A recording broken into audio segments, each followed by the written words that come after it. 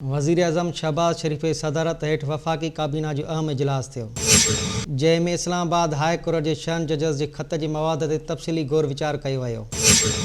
जारी कयल पधिरअ मूजिबि वफ़ाक़ी काबीना इस्लामाबाद हाई कोर्ट जे 6 जजस जे ख़त जे मामले जी जाच लाइ कमीशन जी मंज़ूरी ॾिनी वई। कमीशन सुप्रीम कोर्ट जे अॻूणे चीफ जस्टिस तसद्दुक़ हुसैन जीलानी ते ॿधल हूंदो।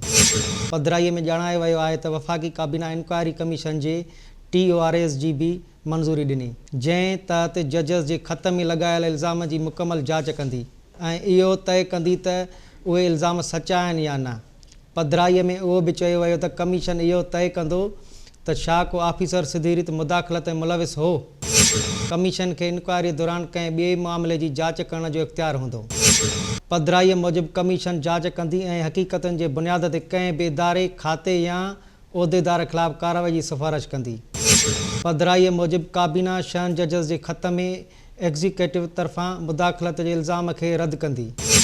उन खे नामुनासिब क़रार ॾींदे चयो त पाकिस्तान जो आइन 3 रियासती इदारनि में इख़्तियारनि जे विरहाङे जे उसूल ते यकीन रखे थो।